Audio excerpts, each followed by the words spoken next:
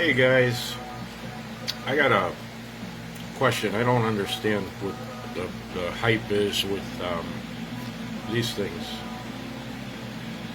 It's a ballast resistor. That's it.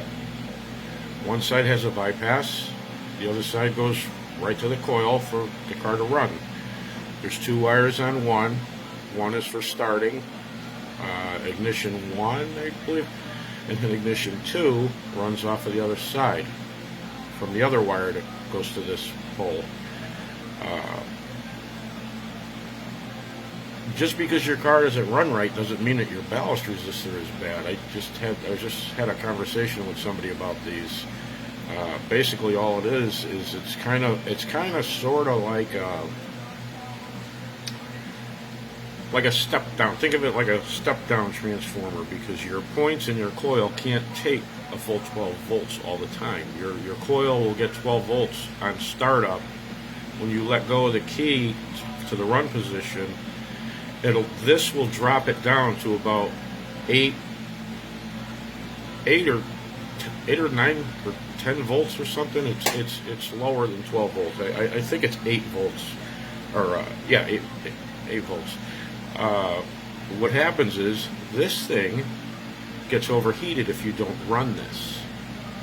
The oil boils, it cracks, the oil comes out everywhere, and it doesn't work anymore. So now you got two problems. Your points could get burnt out way before they should.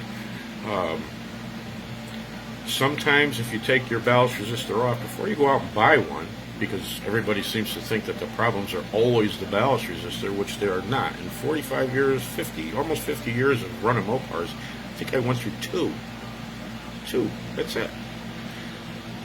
This will break, the inside of this, the coil that's in there, you'll see it on one side or the other. Sometimes they break, or sometimes it turns all brown, it gets burnt inside.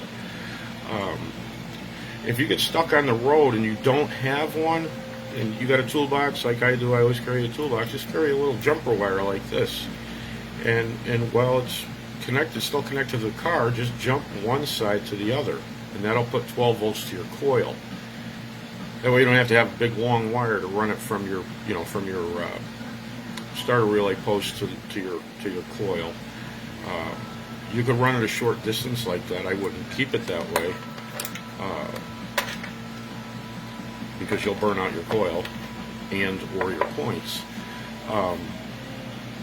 Some of the new coils, the newer ones, they have an internal ballast resistor. I don't know if you need to run both with it, but I know on the Excel coils, nobody seems to have a problem with those, because if that ballast resistor that comes with the coil burns out, you don't know it until your coil is no good. So a lot of people call the Excel super coils junk, but they're not. They're actually really good coils. But your ballast resistor is not, I'm going to say off the top of my head, 99 out of 100 times it's not your ballast resistor that's making your car run crappy.